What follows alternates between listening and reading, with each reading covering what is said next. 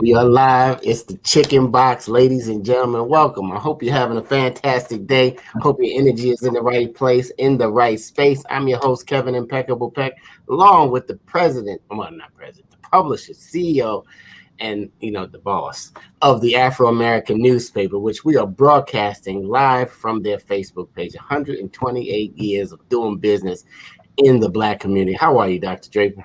I am well. It is beautiful here in Baltimore, Maryland on today. And so I am outside in the sunshine. It's not too hot, not too cold. And the cicadas have stopped singing at the top of their voices. Right. I'm looking at you. You're outside.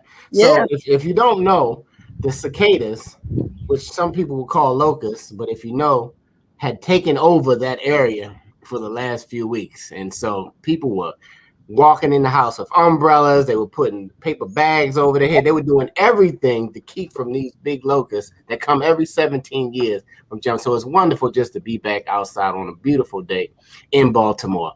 We are wrapping up Black Music Month. I always want to say Black business, but anyway, it's still Black business, but Black Music Month. And today's topic, everyone, is Black people versus gospel and Christian music. Wow. Hey, Matt, how are you? Matt says, good afternoon. Is there a difference? Do you think there's a difference? Has it ever crossed your mind, the difference between gospel and Christian music? Or is it just something that goes over your head? And then how do you feel about how artists approach the gospel or Christian music in a different way than you've perceived it? We're gonna have a great conversation today. We have a wonderful good afternoon. After a certain age, you gotta get your glasses. That's terrible. I don't want to mispronounce your name, Adams. Is it Miss Adams or Mrs. Adams? But welcome to the stream. We have a special guest, Darius West, who is with us. He is a director and a producer of Mic Drop, and let me see if Darius is with. Darius, welcome to the box, my friend. Hey, glad to be here. How you doing, Dr. Francis? Yeah, and you can just call me Tony. That's too many names and things. Okay, Tony. Glad you're with us. Yes, wonderful. And Darius has just finished the documentary Mic Drop, which we will talk about, extensively on this show because it's revolutionary and groundbreaking when it happened. But I'm assuming that everybody knows what a chicken box is. So Darius, you've been to Baltimore before? Of course. I've been there, but it's been many, many years ago. Did you get a chicken box when you were there? No, actually, I was on tour, so it was in and out. So I didn't get a chance to really explore Baltimore. Well, the chicken box is 4 wings and fries. I don't know what they call it down there in North Carolina where you're from. Okay. And it also comes with, you get salt, pepper, and ketchup on it, but you got to say it fast, salt, pepper, ketchup. And then you got and in the South, they call it an Arnold Palmer, but in Baltimore, we call it a half and half. So that's what the chicken box is. But this show is about speaking your truth about today's topic, about Black people. It's always Black people versus some topic. I don't know where we came up with it, but that's it.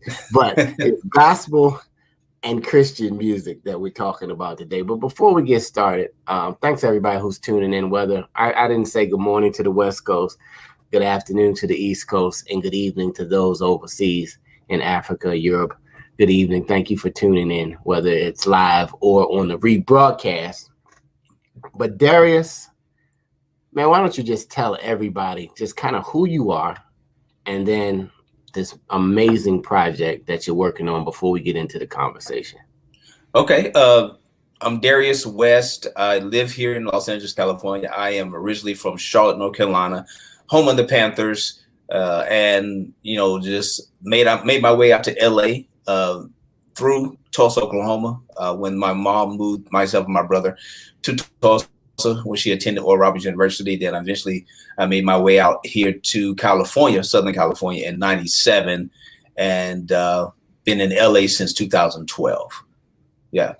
And of course, as you mentioned, I'm the director and producer co-producer, because Fred Lynch is also a co-producer on this project for the first documentary about Christian hip hop, the beginnings of it, called Mic Drop: The Culture of Christian Hip Hop. The culture of Christian hip hop. Yes. Guys, have you heard of Christian hip hop out there who just tuning in? What's your relationship to Christian and gospel music? This is the Chicken Box. It's Black people. We're talking to Darius West. Mic drop. Now, if you just hear that name, you know, people drop the mic all the time on whatever they do. You know, some people argue and they drop the mic and their spouse is mad at them. But, you know, the mic drop is different in all kind of situations. What do you mean? What is mic drop really symbolizing in this documentary? That's a great question. I've never even had that question. I'm glad you asked it, because there's a reason behind that. The reason, you know, most of the time when we say mic drop is someone, they're spitting some lyrics, they say something powerful. Even, you know, President Barack Obama did that, you know, a few years back when he said something, he just dropped the mic. So it's kind of like you make a statement and he's like, hey, I said what I need to say and I'm gone. And everybody's like, oh, so That's kind of like the spirit behind it is like, in other words, we're presenting or representing to the industry, in a sense, what Christian hip hop is really all about. And so we're here to make this statement. We're here to say that we've been here and we're not going anywhere. So, you know, fasten your seatbelts, because, you know, it's about to go down. So that's really the spirit behind it. It's like, hey, we said what we need to say. We're you know, establishing the foundation in history here, and bam, what you gonna say?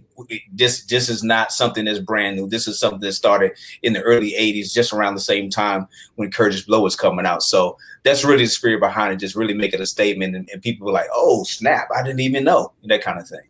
Yeah. Absolutely. I mean, I'm sure if you are into gospel or Christian music, you have heard, I hope you have heard that yes, it is hip hop or rap in this genre of music. But and a lot of times people look different at people just because they're different. Yes. And good thing about God, he looks at us all. Yeah. the same with love. It's us who kind of jump up and put our preconceived notions into a situation, or prejudice or likes or dislikes, before even getting to know the person behind it. You know, I'm mad at you because you voted this way. I'm mad at you because you didn't take the vaccine. Yes. Why? You know what I mean? Like, why are you really mad? Yeah. Because, you know what I mean? If it's just like, if you don't like country music and I love it, but you mad at me because I like country music. Exactly. So, but you know, but it's meant to be. And I always wonder, I said, okay, gospel music. So to me, the simple breakdown, Darius, was the gospel of Jesus Christ. Yes. The music, you know what I mean? And of course, we know a song typically is poetry to music. Yes. And that, you know, because it is the creativity and imagination of the artist and their expression on how they feel about X, Y, Z. Exactly. And so, and that turns into mic drop, right? So the mic dropped, right? And it has been, sometimes if you're at sound check, or if you guys have ever heard a microphone drop, it makes a high pitched frequency noise. Yeah. That people don't like. They don't like it. And tech companies hate when you drop the mic or even hit a mic like this, that it drives tech people crazy. But what the signal that mic drop is sending off is what is the message in the movement? Yeah, the message in the movement and in the movie is really setting really for this generation, even those who came before this generation that is now present, that's up and coming, is really to set a foundation of understanding of what a lot of these pioneers went through in order for this genre to be successful as it is today. You know, we always taught, you know, growing up, especially in the Black community, you got to know, in order for you to know where you're going, you have to know where you came from. You know, that's always something that's reverberated within the Black community. And that's what this movie speaks of, is really giving a foundation and understanding of the roots that were established and the seeds that were planted before a lot of these artists today who are experiencing success in this genre to really take notice of. Because you know when you look at hip hop in general, you know, there's always some kind of honor towards the pioneers in regular hip hop or even just regular mainstream music. You know, the Charlie Wilsons, and they paying homage to Snoop, and you know, and all these guys that came before this generation. You know, African Bambaataa and all those guys. You know, these guys can still tour and they do stuff, but in Christian hip hop, it's like, okay, there's no homage, there's no recognition of from those that are here now. It's not really in terms of their fault, but a lot of habit comes from not being able to connect and the bridge between the two generations, and so we took it upon ourselves to reach back and hopefully build a bridge, a sense of community and unity in the area of Christian hip hop, because it's a ministry. And really understanding that the message of this movie is about those who didn't do it because it was popular, because it didn't exist. They didn't do it because they wanted a record deal, because there were no labels signing nobody. They did it because they felt called to reach young people, and mainly in the streets, because the church wasn't, you know, the church is always 20, 30 years behind when it comes to music anyway. So they weren't trying to get on board for the most part, you know, with Christian rap or Christian hip hop. So, you know, you have groups like, you know, you have Stephen Wilder, you have Michael Peace. These guys started in the streets. Mike Peace, you know, preaching and rapping on the corners of New York, you know, in New York City. He wasn't looking to do this in the church. He wasn't looking to, you know, to get a record deal. You know, SFC, Soup, and on the West Coast, same thing. You know, doing demo tapes and just selling out of his trunk to people in the hood. Same thing with PID, because they felt called to do it.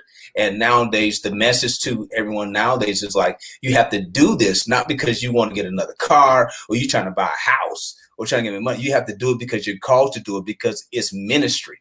And if you understand that it's ministry first, Jesus said, he said, if you lift me up, I'll draw all men unto you. He said, you know, Matthew 6:33, he says, if you seek first the kingdom of God and all these things that you're desiring, I'm gonna just give it to you. So the message of the kingdom has to be the forefront message of Christian hip hop. And if it's not, then you have to really figure out what is your motive behind what you're doing.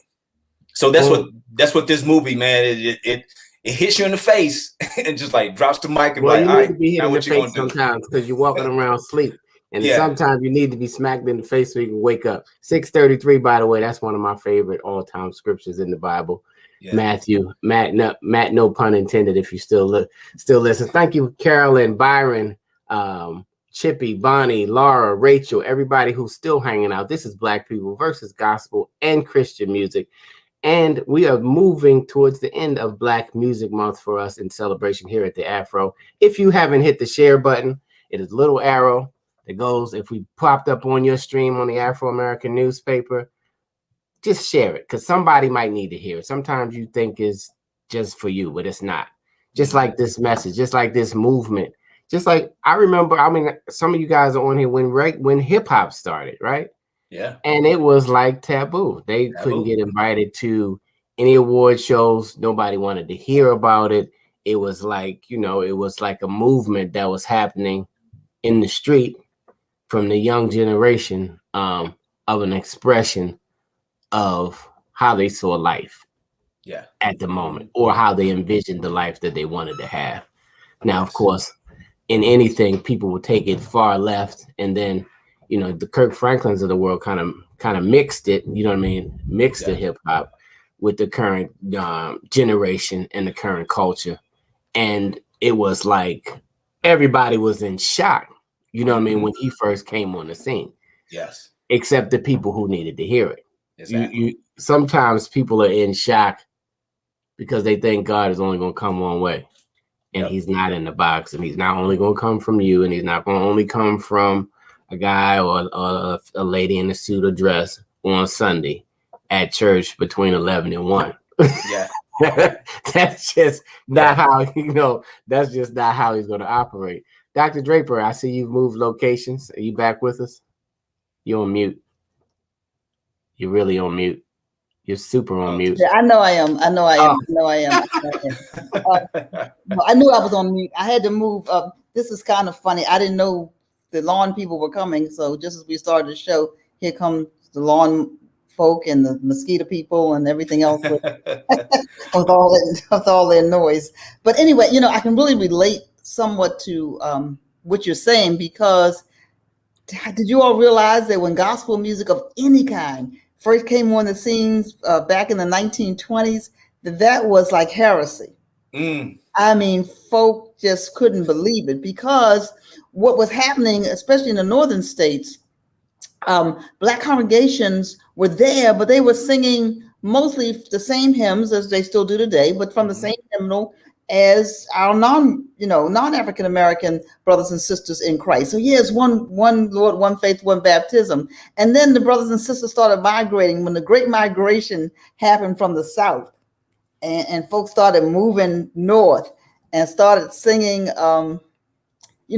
what we now call maybe contemporary gospel. It wasn't hip hop. It was like heresy. I mean, like, how dare they come and put drums? I remember, I'm old enough to remember, this is an intergenerational oh yeah, show. We didn't even say I represent Gen X. All you Gen Xers out there, Gen X, holla at me. Put the X up. Oh, Darius, we strong today, baby. We're 74, baby, 74. Salute, hats off to the Gen Xers, right? But I saw some names on the screen. I'm representing the baby boomers, but I call myself a millennial boomer. And we have a millennial co-host who calls herself a boomer millennial, right? But I'm old enough to remember, and some of our viewers may be as well. You better not have a drum in the church.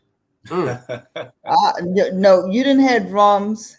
You didn't have guitars. You may have had a tambourine or two, right? Maybe. Maybe. But drums, I mean, it was like, you don't invade the sacred space with drums. Now you're hard pressed to find a church of any denomination that does not have a set of drums. Yes, absolutely.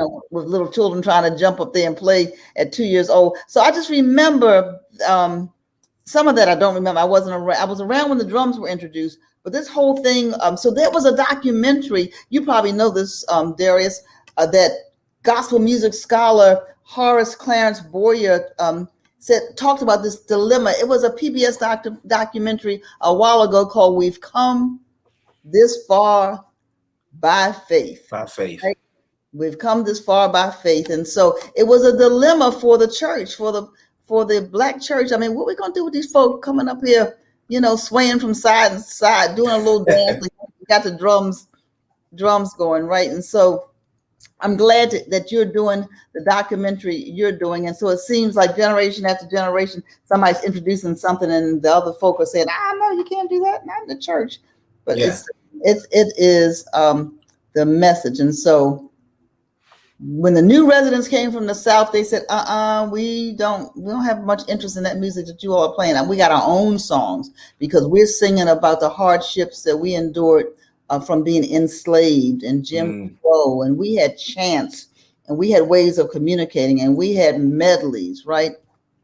Yeah. And so that was what was introduced into the churches that were more north and had not had that same experience. I just thought I would bring up that little bit of history, that this has happened throughout church, and we have worship wars. Music wars in some places. Wow. That's why you got to drop the mic. Yeah, that's interesting, because Stephen Wiley, who was the first distributed Christian hip hop artist in the early 80s, one of the things he mentions in the film is that when he was invited by the youth pastor or youth coordinator to do a concert, and so the deacons and the elders and the deaconesses, they got into a fist fight because they weren't going to allow this rap to go on inside the church. So literally, he said these men and women, they were actually fighting inside the church, fist fighting. And he says, he think that probably his side won because he ended up doing a Christian rap concert in the church later in the evening. But like you said, like you mentioned, the music wars and just an actual physical fist fight, because no, you ain't bringing this devil music into the church. Dr. Miles Monroe, who was a spiritual mentor of mine, he said years ago, he said the church is always 20 to 30 years behind what God really wants to do in the world. When radio came along, oh no, we ain't, that's the devil. Then years later, we on the radio, the TV. No, we not. That's the devil's. And then TV evangelists, we got to be on TV. Same thing like you said with drums. No, we're not having that.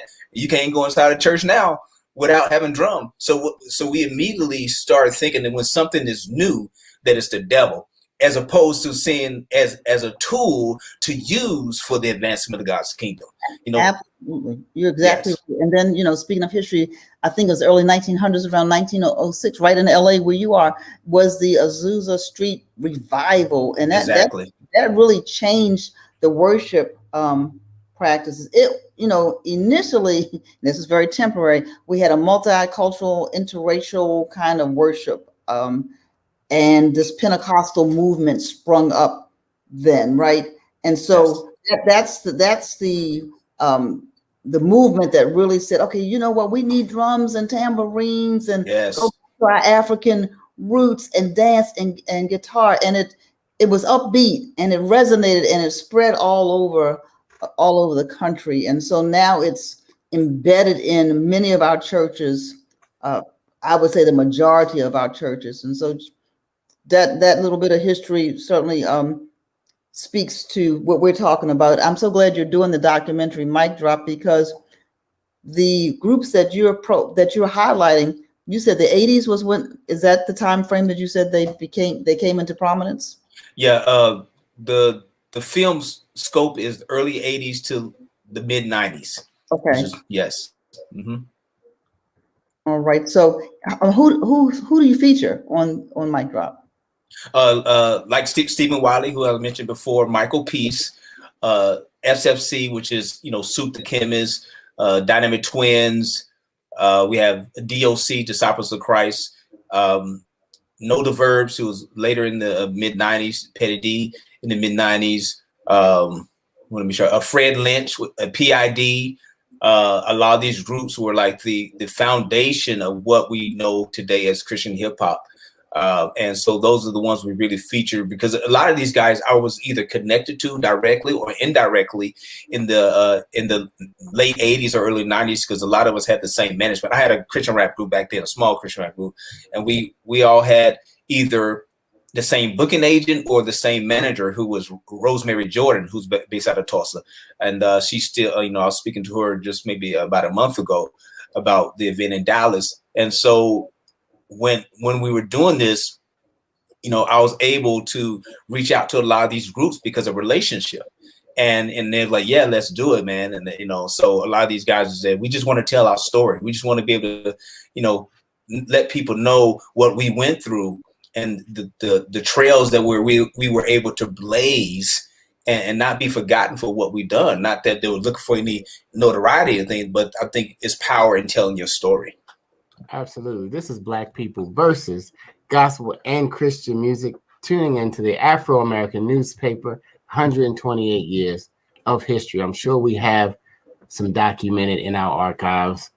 Christian rap. I'm sure we have some gospel rap. I'm sure we have some, we go all the way back to the spirituals, and then we go through the transformation of when it infused with jazz and rhythm and blues and kind of butchered the gospel and the chords on the keyboards, and how they say the soul was infused in the because it was one way of kind of doing the hymn, and that was the way. And then all of a sudden, said, "Man, I got to do something this different because God made me different." Thank God, everybody is not the same, and that everybody has their own mission and movement in life. And a lot of times, they're unable to really grasp it because of the pressure. Like, I don't know if you guys know Jonathan Reynolds, gospel artist, and he wrote a song called Pressure, of the pressure of trying to conform to what somebody else has conceived to be. opposed to when God says He's love. So love encompasses everything and it has no color. Yes. But the most segregated day in the week is what? Sunday. I mean, even though we have these interracial churches, you still have not the church, you have black church and you have the white church. And those things still exist. And so a lot of people, gospel is black Christian, black God's music, Jesus's music, and Christian is white. I mean, and that's kind of how the industry has separated it, you know what I mean? And how I guess we've seen it for a while. Anybody want to speak on that? Even in the chat, what are your thoughts about the difference between Christian and gospel music? What comes to mind when you hear Christian music versus gospel music? I'm gonna throw that at you, Darius. Man, when I think of gospel, of course, I think of the black segment of music. You think of gospel, you think of Stellar Wars. You know, when you think of Christian, you think of the Double Wars. It's still, it's set up that way. But the one thing that really came to mind to me, just not really off topic, but I realized they have the Latin Grammys, and I realized we don't have the African American Grammys. I was kind of thinking like but of course Grammys we're included in that process. But I was thinking, there's a Latin Grammys, but I guess for us on the mainstream, you do have the BET Awards and all the kind of things like that. But in terms of gospel, included in that process. Yeah, still, yeah. We're included as getting eyeballs to the show for the advertisers that pays the Grammy organization money to do whatever they do. But as far as the voting and the members, and you looking at this record or this music or this engineer or this piece of work and saying it is no way, even by public opinion, that this particular body of work can stand against this one next to it that lost. But because of the Grammy votes, that's another show. Maybe we'll do Black People versus Grammys one day, so I can get on the chicken box. So every now and then, Darius, whenever you want to about any topic, you can step up on the chicken box and you can just vent. Just vent, yeah. just speak your truth. But I really want to give you a shout out though for this project, Darius. You're director and writer. I know. Speaking of drop, it dropped what 2-3 years ago, right? When the documentary. Well, yeah, 2 or 3 years ago is when we completed the first version of it. Okay. And then, in talks with, Warner Music is our distribution. So in talks with them, we was watching it. So, okay, let's add this. Let's take this away. Let's do it different. Then Kanye came out with Jesus is King. It brought an even broader light onto Christian hip hop. So, okay, let's do this. So, at the end of 2019, we were still like adding more and doing a lot more. And then, rest in peace, Mr. Solo passed away. We had, 2 people over the last 2 or 3 years who have passed away, Mr. Solo from Gospel Gangsters and Mike Hill from ETW. And so initially at the end of the film, we was dedicating the film to D-Boy Rodriguez, D-Boy who had passed away in the early 90s out of Dallas. But since these other 2 partners had passed away, we had to go back in and restructure the ending of the film to dedicate it to all 3 of them. So it's just been a continuous process of making it better and better and really paying homage to these guys. But yes, it will be coming out sometime this year though. Right. And then a lot of young people seem to be interested in this gospel hip hop, gospel rap. And Kevin talked about gospel versus Christian. All I know is that they're 2 different channels on Music Choice. 2 different channels on Music Choice. Typically, before, Christian music used to only be on FM, and the gospel station was on AM. Do you guys know what AM radio is? Some people listening, I'm just joking with you. I know you remember what AM.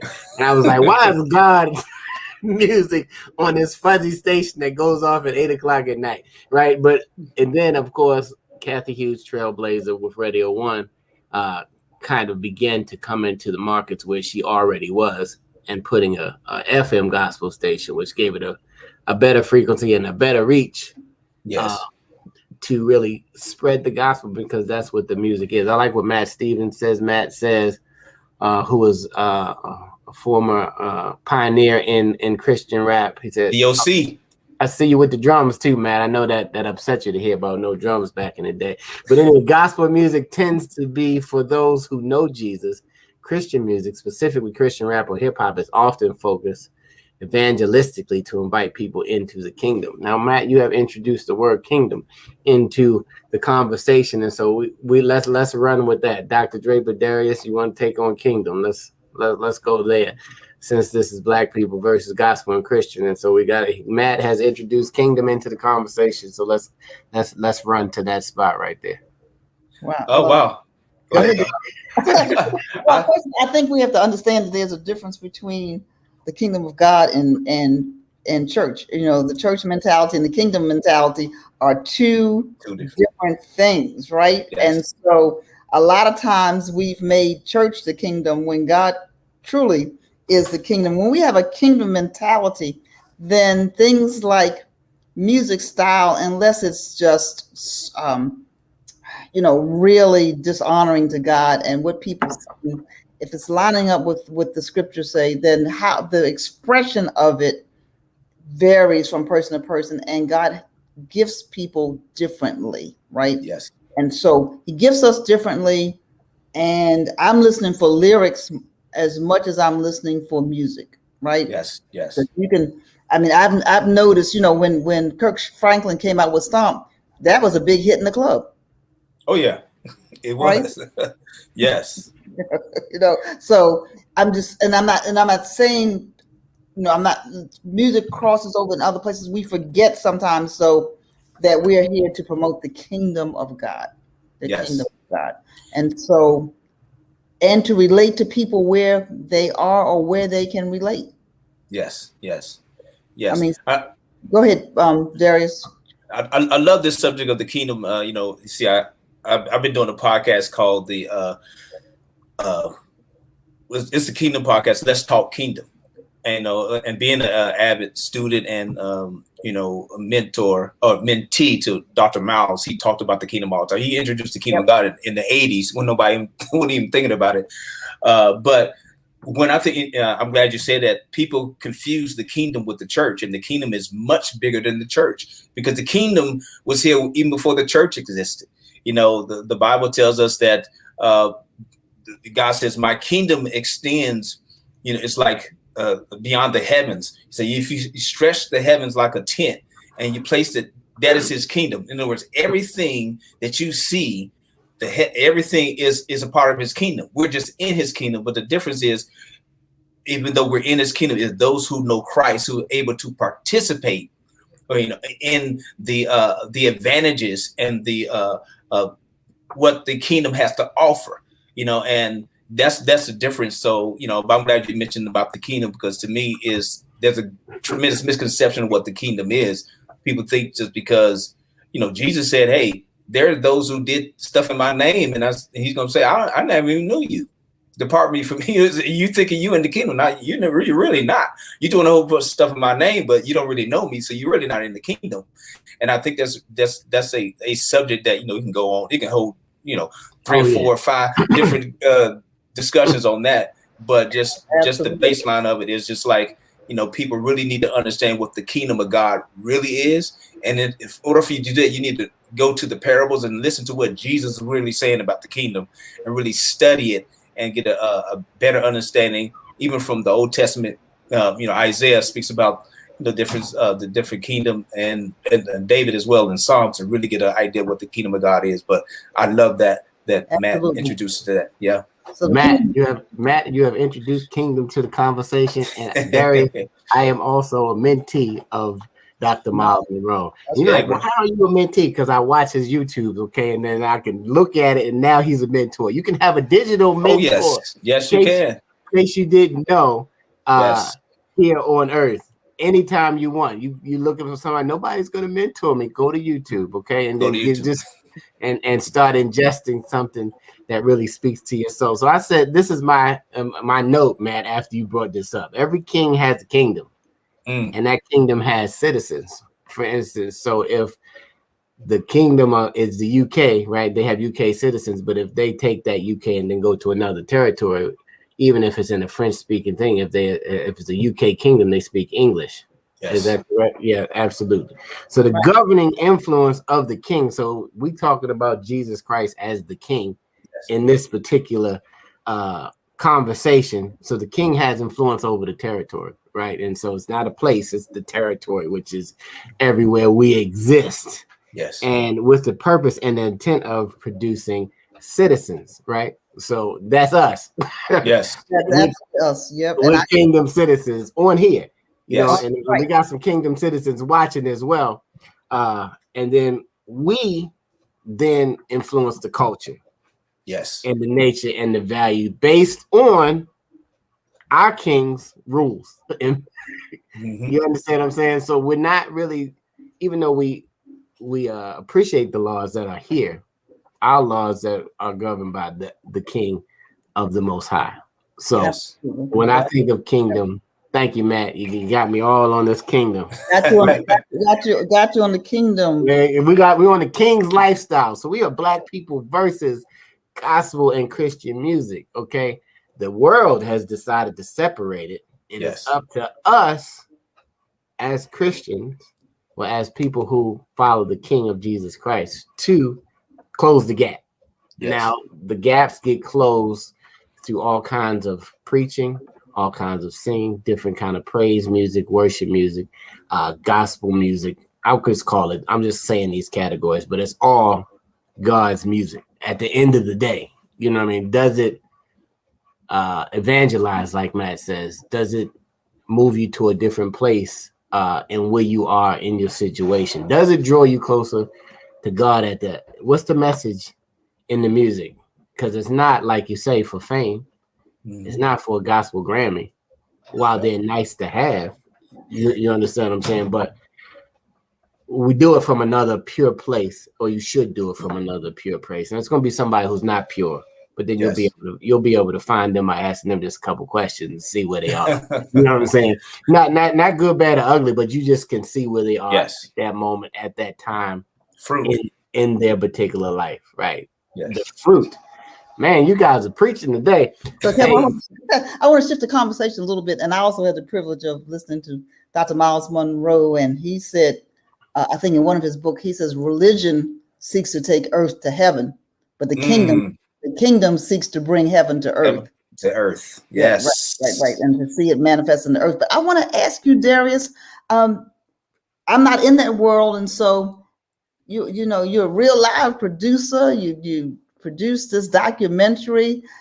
Can you say a little bit about the process for those aspiring producers that may be watching? What did it take, and what was your process like?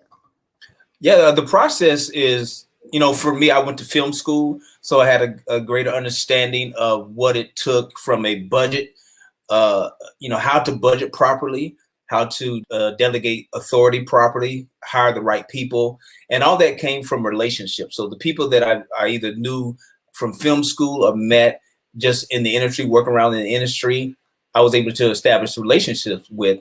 And so one young lady that was with us, or still works with us, and she's actually producing another docuseries we're working on called Queens, the Ladies of Christian Hip Hop. She's a producer. And, you know, we were both in film school, and we were both leaving. And I said, I sent out an email, like a email blast to a lot of people in the graphics department. Say, hey, let's team up together. I got some things coming up. You know, I want to. And she was the only one that showed up.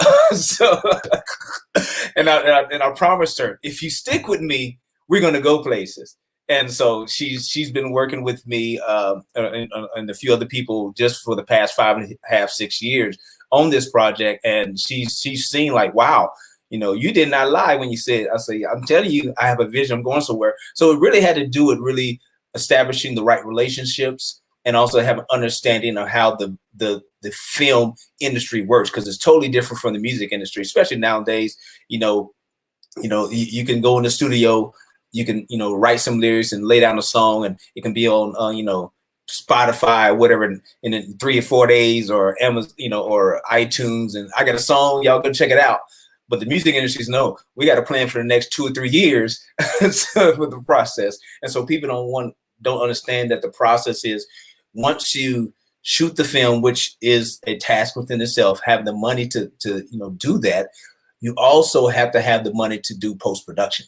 And 75% of most films don't make it because they run out of money when it's time for the film to get in the editing bay and get graphics, get the sound design and all that kind of stuff. So I learned early on that I needed a budget for production and post-production, as opposed to just budgeting for the production and trying to figure it out in post-production. And because I'm already an editor and I already know what it took, I said, I just take my fee and I hire the people I know that specialize in color and graphics and music. And we have a budget for that. So that's really, to me, it's all about budgeting, especially when you do independent film. It's all about budgeting and getting favors too. That comes from relationships, getting favors from people. Hey, can you, instead of paying you $10,000 for this, can we pay you $5,000 for this? Yeah. All right, cool. Let's move forward. That's kind of, where you kind of do the bartering system as well. But for those who are aspiring filmmakers, directors, and producers, you really need to have a great team around you and know what it takes to make a film. Not just have the idea like, I want to do a film. You need to know what it takes to do a film before you start. I love it. So first of all, you were prepared for your profession. Yes. You prepared yourself. You didn't just jump out there and say, oh, I think I might produce a television show. You were prepared. You went to film school, and then you did, like we do with any other business, you did a budget. Yes. And then you did some bartering and some negotiating to keep your budget moving. And you thought longer term than one season or one show or anything like that.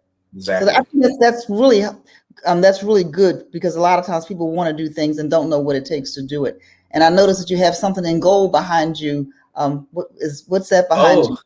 Oh, that's my these are my gold album, and this is right here is a VHS plaque. I traveled and worked for Carmen. He was like the top guy in Christian contemporary music. We talk about Christian music and gospel music. I worked on both sides. I traveled as a choreographer and dancer on tour with Carmen, and I traveled as a choreographer and dancer with Kirk Franklin. So I had the best of both worlds as a dancer, because I was in the Christian music or contemporary Christian music, and I was in the gospel side. And I can tell you, there's a tremendous difference in how things get done. And so, but from both sides, I brought my experience. So that's why we did the event in Dallas, which was a concert and a movie premiere. And from what I hear, people are just loving it. It was epic night, because I was on these type of stages, and I was around these type of individuals who expected excellence in their production. So I brought that to what we do with the Mic Drop experience. So I got a gold album from Carmen. Rest in peace. He just passed away this year. It's a little bit about maybe a couple months now of a heart attack. And so that was, very solemn, trying to go back and remember my time with him. I started with Carmen when I was 16 years old. I was 12. I was 12 when I told my brother, I'm gonna know this guy one day. We was living in Charlotte, North Carolina. I was listening to his music. And, I'm in the hood. I'm on one playing, everybody playing Air B Rakim, everybody playing EPMD, KRS-One. I'm up there with my boombox playing Carmen songs. Like, man, get that stuff out of here. But I would tell my brother, I'm going to know this guy one day. He's like, man, you crazy. Who that white dude? You know what I'm saying? And 2 years later, we moved to Tulsa. Then 2 years after that, I realized that we both went to the same church, Carlton Pearson, back there in High Dimensions of Tulsa. He noticed me on stage dancing with, we had a Christian rap group. And from that time on, I would go to his house. He had a dance floor built into his living room. And I would go over to his house and teach him the Running Man, Roger, all the great dance moves in the 90s. I was teaching Carmen the Cabbage Patch, the WAP, prep, whatever it was. And so, 16 years old, you're looking at like, oh my God, I said one day I'm gonna know this guy. And here I'm in his house teaching him these dance moves. 3 years later, I go on tours. One of the first dancers, one of the 4 first dancers to ever be on any type of Christian tour. And Carmen was like, he was a catalyst. He always tried to do things that no one else did. And so that's the story behind the gold album and the plaque on my wall, is because he gave me the opportunity to see life beyond where I was and to be on stage and see great production. So now I can bring that same thing through mic drop and other things we want to do. Well, you said it was a world of difference. What, and you said it with like the energy excitement. What was the world of difference? I would say with travel with Carmen, you know, it was 40 men. We had 3 big, you know, trucks and, you know, tour buses. It was the relationship thing. You know, before every concert, we got together, had Bible study, we prayed together. It was really a net. But on the gospel side, it was like everybody do their own thing to come together and we about to perform. It's like, whoa, you know. And so for me and the Christian, this is just my experience on the Christian side with Carmen. He was all about souls. You know, that's why you saw thousands and thousands of people come to Christ. And every night, man, I would tear up like, man, you know, you see young kids and their parents and grandparents at the altar, different cultures, different ages, just, you know, it was more evangelical, you know what I'm saying, evangelistic type, you know, fervor there, like, you know, Matt Stevens, you know, mentioned how Christian rap is. But when I went on the gospel side, it was there, but it wasn't as prominent.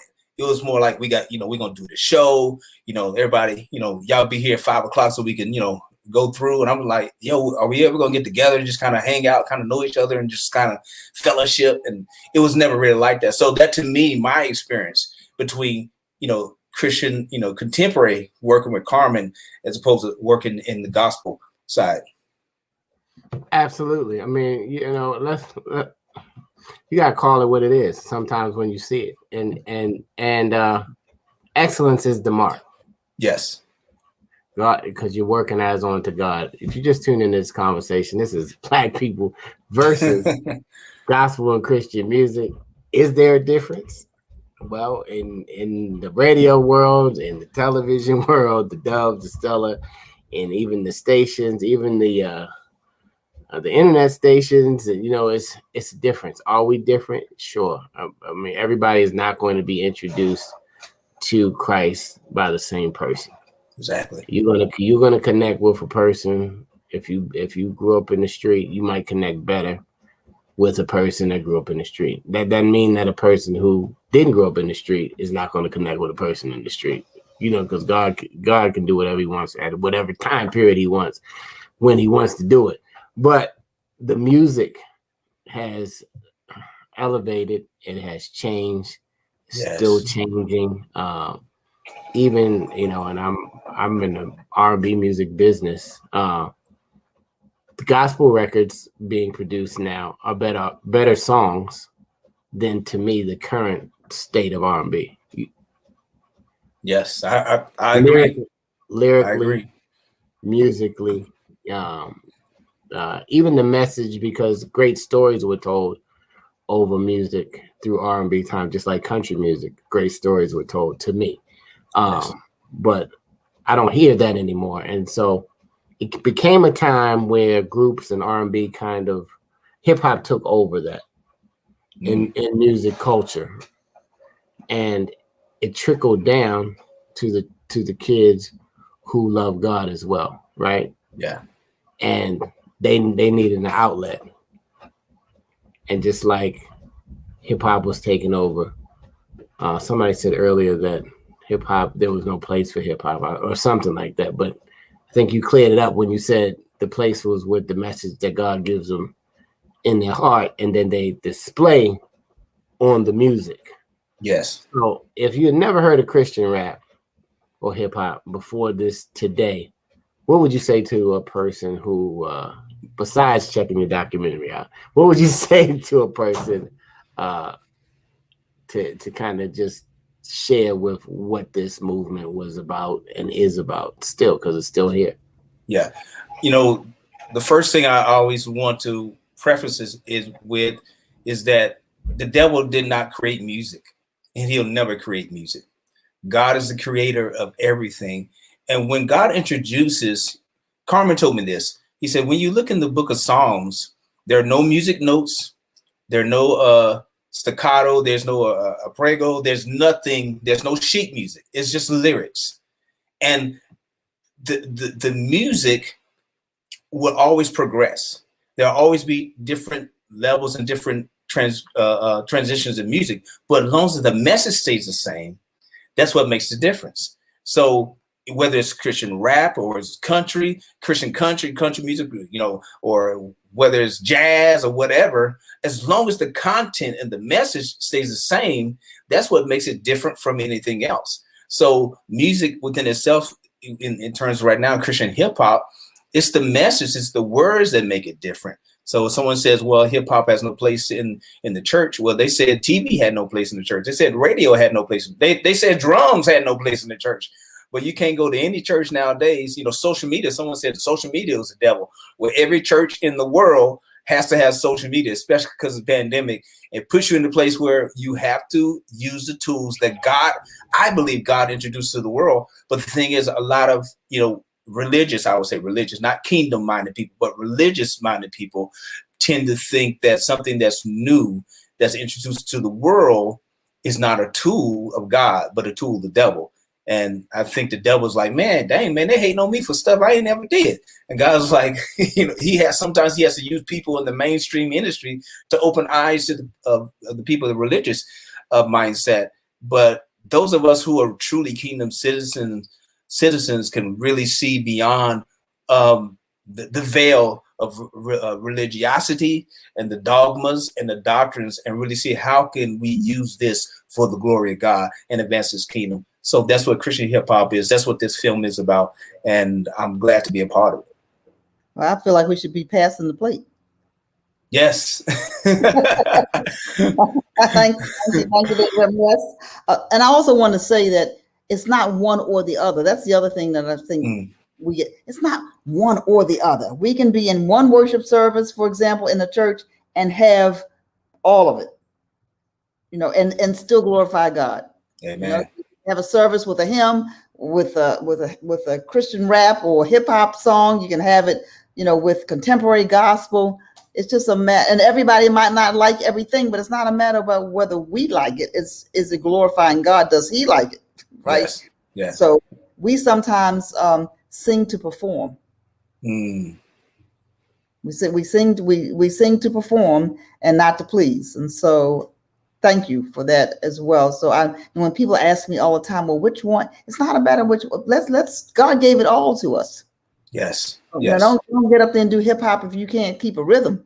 Yeah, exactly. Exactly. Yeah, and that's right, Lord Phillipsburg. David danced so he danced out of his clothes. Exactly. Of course, his wife had no parts of him. Mike was like, no, I ain't got nothing to do with that. I don't know whose husband that is, right? Yeah.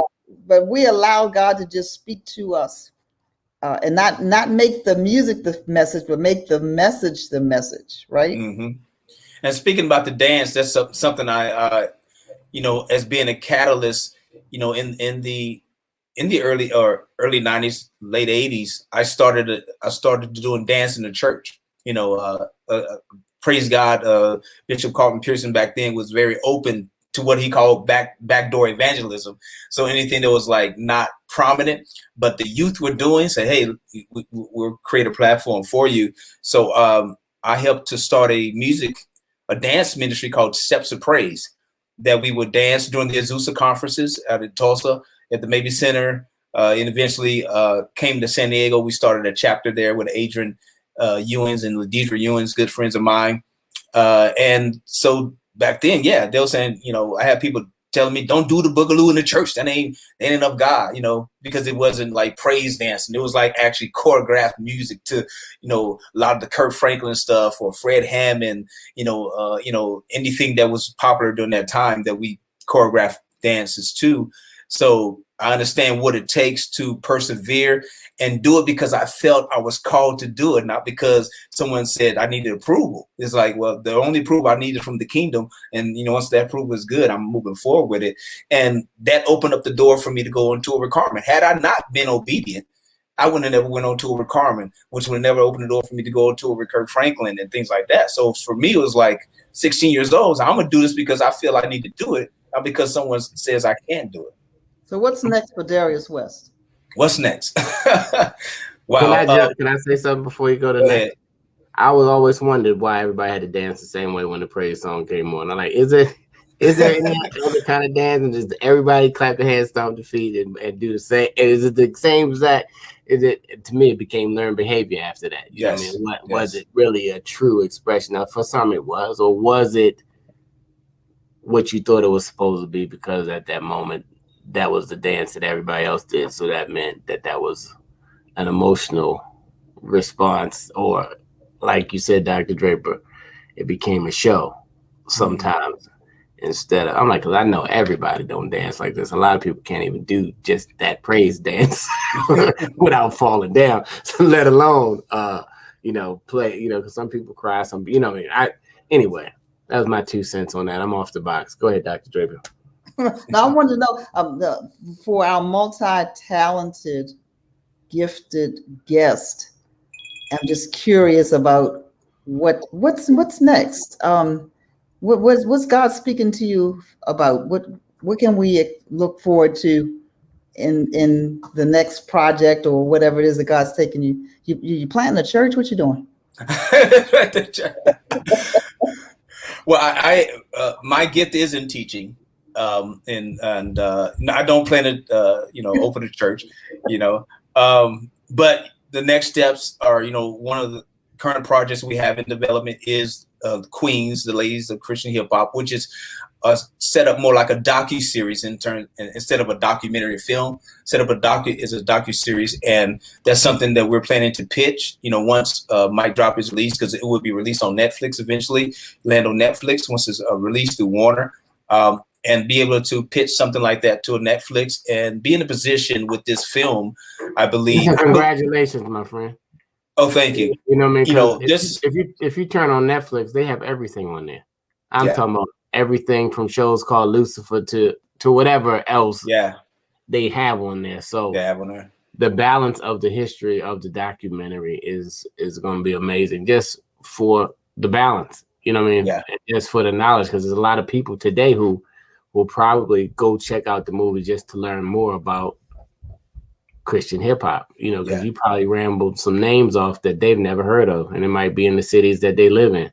Exactly. But they're just they weren't in that culture, or weren't listening enough to the young folks who were in the culture.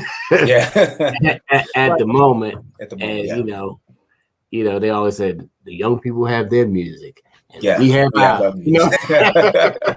Right. This is a commercial break. I want you to finish your answer. When they go to promote it, tell them don't overlook the Black-owned media, and then just go to other folk. Okay, go ahead. Finish telling them about your teaching, reaching, preaching. Next, what else you doing? So our desire, because the marketing plan for Warner is to have this land on Netflix, but to be in a position to have this film be, in the top 10 around the world, to put us in position to where we can actually strike a deal with Netflix and say we want to bring all Christian hip hop content to this streaming platform, which creates an opportunity for so many other artists and so many other producers and directors to have their content seen around the world. Over the next 5 years, one of the things that we're planning to do is purchase. There's a landmark building in San Diego on Broadway. Keep that in prayer. It's called the Spreckles Theater. It's over a century old, but it's been my vision since I was 19 that God has called me to build and establish a multimedia and fine arts institution for the advancement of God's kingdom. And so that's part of where I'm going, majorly, to purchase that building and make it a hub for arts and media, for people to be trained and to continue to advance God's kingdom. There'll be secular people there, there'll be Christians in there, but our whole motto really there is to leave a legacy and to train people to go throughout the world, whatever purpose they have in the arts and media. So that's something that's, at least 5 years in front of us, could be 3. Who knows? But we know what it takes. We know exactly how much the building is, what it's going to take for us investors. So all this part of the plan. But that is going to be a great hub for us to be able to do a lot more with film and production and art and whatever God has in plan. But from now on, we have many projects. We actually working on the Paul Pierce documentary as well that we have on our plate. Hopefully by 2022 that'll be done. It's already finished. We just got to get some stuff done. There's another documentary we're doing that incorporates mainstream artists who are believers. And it's a documentary about that. And so we're pressing forward, and we have, things to do. But Mic Drop is the first thing on the list to really open doors for a lot of the things that we're planning to do. Yeah. Boom. You took the words out of my mouth. We were running out of time. But I mean, it's our time. We can go a minute over. The network not gonna cut us off. But I was gonna say that just like I think a pastor had before, they asked the pastor, did they listen to R&B music? And he said, absolutely. He said he didn't see making love to How Great Thou Art. He needed a little Luther every now and then in the bedroom, man and woman. But anyway, like you said, you were doing the prep and all these different dances. We hear and we're around other music. We're not in the box. Yes. In Christ, God didn't put us in the box, and we are the light where we are. A lot of times you had a relationship with God, all of a sudden you got to jump out of wherever you're doing it. Well, that's the evil. That's devil's music. That's how you gonna work there. If you're working for the government, you can't get much eviler than that. And I'm just letting you know of what the American government has done throughout history. But it's you have to be that light in that particular way. And this is my last. I'm on the box right now. This is my 30 seconds on the box, and just you have to learn how to appreciate another person's point of view without getting angry. Amen. As we move forward, you don't have to agree, but that doesn't mean you have to get angry. And where does hate come in? Because you voted for somebody else. Exactly. Anyway, I'm off the box. Dr. Draper, last 30 seconds. So I'm gonna get on the box just for a minute and just to say to Darius and to our viewers, first of all, viewers, thank you for hanging in there on this live stream. Each of us has a gift or gifts. And Darius, I just want to thank God for how he's using you to use your gifts to bless us. He's been speaking to you since you were 8. Sounds like you have both feet solid on the ground. And so we pray the best for you, because it does not yet appear the great things that God has in store for you. And so Mic Drop is just one, Queens is another, but there's so much more. And so we're going to stand with you and trust that God will open up that door, that you'll have that platform on Netflix, or you'll have your own Netflix. Come on now. Speak it. So thanks for being there. Learned a whole lot. And we thank Matt Stevens for introducing us to you.